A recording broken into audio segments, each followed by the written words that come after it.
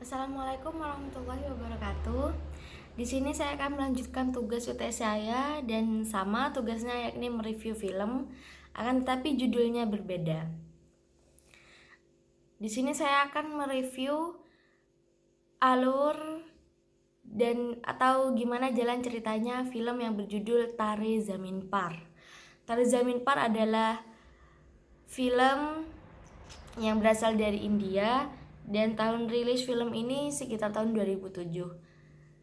Tare Zameen Par menceritakan seorang anak yang ternyata memiliki penyakit disleksia yang bernama Ihsan, dan yang istimewanya Ihsan memiliki bakat terpendam dalam dirinya. Awal kejadian Ihsan yang menderita disleksia ini berawal saat sekolah. Ihsan sangat tidak bisa mengerti pelajaran di sekolahnya. Jadi ia tertinggal jauh daripada teman-teman sekelasnya. Dan Ihsan juga sangat memiliki keterbatasan di saat ia menjumpai angka-angka dan huruf-huruf. Akan tetapi sayangnya kedua orang tua Ihsan ini tidak mengetahui bahwa anaknya menyandang penyakit disleksia. Dan viewers perlu tahu juga bahwa Ihsan mempunyai seorang kakak laki-laki, dan si kakaknya Ihsan ini sangat berbeda dengan Ihsan. Dia langganan juara di sekolahnya, langganan ranking, dan dia merupakan salah satu murid berprestasi di sekolahnya. Lain dengan Ihsan yang dia sudah tidak naik kelas tahun lalu, dan tahun pelajaran sekarang dia terancam tidak naik kelas lagi. Dan ada suatu kelebihan meskipun Ihsan ini memiliki keterbatasan dalam pelajaran membaca, menulis, dan terlibat dalam angka-angka, tapi dia bisa berhayal dengan imajinasinya sendiri. Dari dia bisa membayangkan dari segi bentuk-bentuk, baik angka, gambar, garis, ataupun huruf. Dia bisa di dalam imajinasinya dia bisa membentuk kata-kata tersebut menjadi imajinasi tersendiri, seperti hewan atau planet, seperti itu. Dan karena si orang tua Ihsan ini sangat-sangat sudah lelah dengan Ihsan, terutama ayahnya. Beliau merasa sangat malu karena beliau berkali-kali dipanggil oleh pihak sekolah, dan pihak sekolah itu memberitahu bahwa Ihsan tertinggal sangat jauh dengan teman-temannya, dan dia tidak bisa mengerjakan ujian dengan baik, dan dia tidak bisa membaca dan menulis dengan baik pula.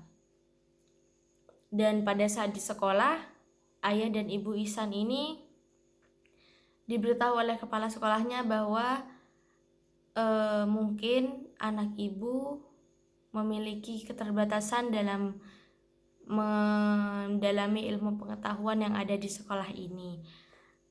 Namun ternyata ayah Ihsan yang adalah notabene-nya adalah orang yang mempunyai bisnis yang besar dan sukses, dan dia tidak bisa menerima ucapan si kepala sekolah ini, dan dia malah marah dan bilang bahwa sekolah itu yang tidak mampu mendidik anaknya. Dan Ayahnya tidak percaya dengan omongan sekolah itu bahwa Ihsan mungkin memiliki penyakit atau memiliki keterbatasan dalam mengenyam pendidikan. Dan pada akhirnya karena ayahnya sudah lelah dengan Ihsan, akhirnya ayahnya memutuskan untuk mengirim Ihsan ke sebuah sekolah lagi, dan sekolah itu mempunyai asrama. Kebetulan pemilik sekolah itu adalah rekan kerjanya ayahnya Ihsan ini. Dan di sana dengan berat hati ibunya dan menerima keputusan ayahnya Ihsan, meskipun Ihsan nangis dan minta untuk tidak dikirim ke asrama, tapi tekad ayahnya Ihsan sudah bulat untuk mengirim anaknya ke asrama. Dengan wajah sedih, ibunya serta kakak dan ayahnya mengantarkan Ihsan ke asrama. Dan sampai di asrama, Ihsan sangat kesepian dan dia sangat terpuruk di sana karena dia tidak memiliki seseorang yang ia kenal di sana. Namun saat dia masuk kelas, untungnya ada seorang anak yang mempunyai keterbatasan juga dalam anggota tubuhnya, dan dia harus berjalan menggunakan tongkat, dan si anak ini mau menjadi teman Ihsan. Akan tetapi kehadiran anak ini tetap saja tidak membuat Ihsan ceria berada di asrama itu. Dan pada akhirnya ada seorang guru di asrama di sekolah Ihsan yang baru ini yang melihat bahwa kenapa si Ihsan ini kok tidak sama dengan anak yang lain, kenapa dia sangat lemah pada mata pelajaran yang melibatkan angka-angka dan huruf-huruf.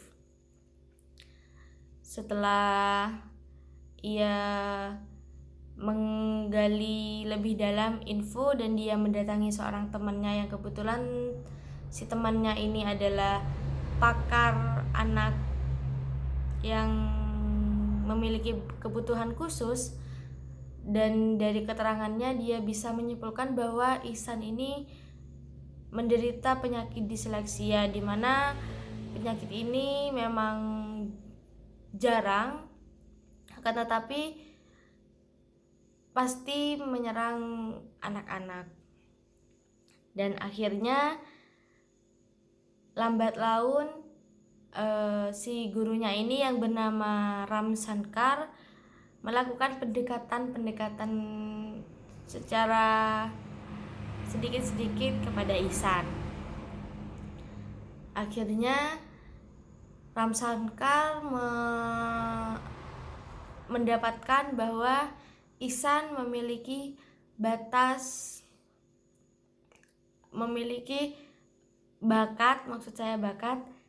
yang terpendam, dan dia bisa menggambar dan melukis dengan indah yang anak yang seumurannya Ihsan itu tidak bisa melukis sebagus Ihsan. Dan dia juga bisa mengimajinasikan setiap apa yang ia lihat. Dan pada akhirnya Ram Shankar menemui pihak kepala sekolah dan dia meminta waktu untuk mengajar Ihsan dalam yang satu kelas hanya Ihsan sendiri. Jadi dia lebih leluasa untuk mendidik Ihsan karena dia yakin meskipun Ihsan memiliki penyakit disleksia, namun dia yakin bahwa Ihsan bisa menyerap ilmu angka dan huruf dengan baik dengan metode yang benar, yang metodenya berbeda dengan anak normal yang lain. Akhirnya kepala sekolah menyetujui permintaan Ram Shankar, dan akhirnya di situ Ihsan mempunyai mempunyai kelas private di mana dia bisa berangsur-angsur mendapatkan ilmu berupa seputar angka dan huruf.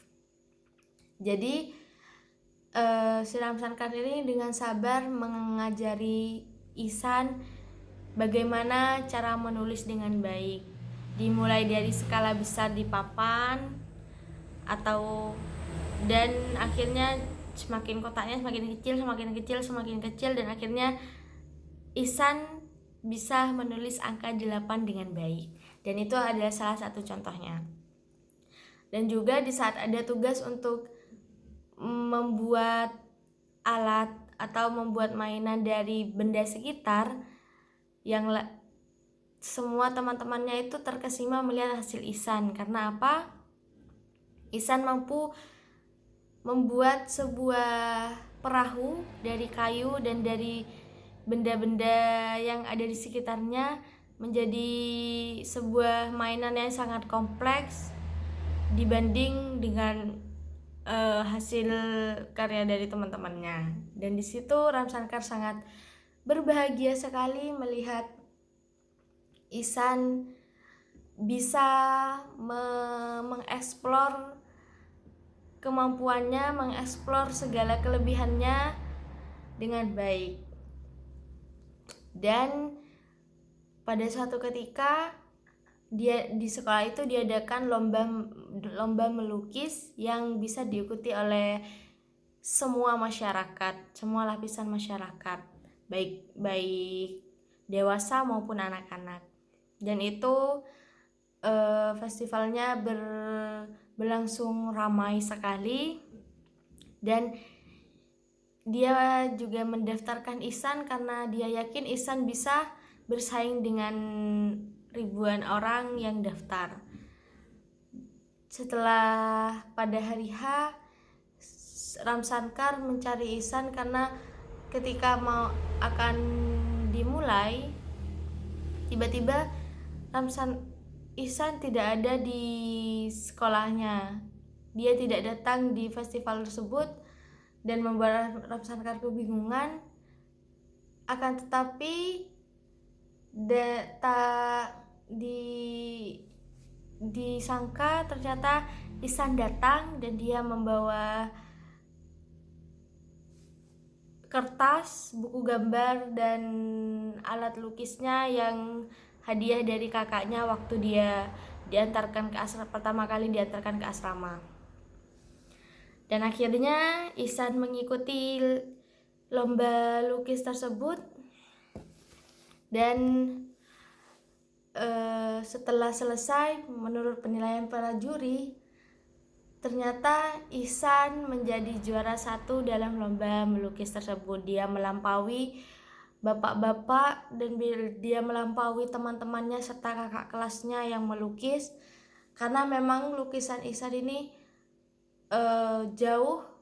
sangat cantik dan jauh lebih indah, dan lukisannya itu sangat kompleks yang bahkan anak seusia Ihsan itu tidak bisa melukis layaknya seperti Ihsan. Bahkan orang dewasa pun juga tidak mungkin sedikit yang bisa melukis seperti Ihsan. Dan akhirnya kedua orang tua Ihsan sangat terharu kepada pencapaian anaknya, dan ayahnya menangis karena dia merasa bersalah kepada Ihsan, dan dia mengucapkan beribu-ribu terima kasih kepada gurunya Ihsan yang namanya Ramsankar ini. Dan ibunya juga menangis saat melihat rapot Ihsan yang sangat bagus nilainya, dan ayahnya sangat bangga ternyata Ihsan bisa mengenyam pendidikan, dia bisa menangkap semua ilmu-ilmu di sekolah, akan tetapi caranya dan metodenya berbeda dengan anak yang lain. Meskipun berbeda, Ihsan ternyata bisa bersaing dengan anak yang lain. Jadi Kesimpulan dari film ini bahwa anak penderita disleksia itu sebenarnya dia memang memiliki keterbatasan dan dia memang memiliki kesulitan dalam hal menyerap ilmu dan membaca maupun menulis. Akan tetapi pada anak disleksia pasti ada hal yang menonjol, pasti ada bakat yang terpendam yang itu adalah menjadi sebuah potensi bagi mereka untuk terus maju dan menghadapi tantangan-tantangan hidup. Dan ternyata film ini sangat mengharukan untuk saya, dan saya sangat menikmati sepanjang mengerjakan tugas film ini, dan saya mereview film ini dengan hati yang memang benar-benar senang gitu. Terima kasih kepada Bu Rena karena telah memberikan tugas UTS ini kepada saya, dan saya memang sangat suka sekali apabila saya disuruh review film. Dan kurang lebihnya mohon maaf karena saya sedikit bertele-tele dan sedikit mengingat, karena memang saya benar-benar ingin mengingat dan ingin menceritakan kembali apa yang terjadi dalam film tersebut. Sekian dari saya. Assalamualaikum warahmatullahi wabarakatuh.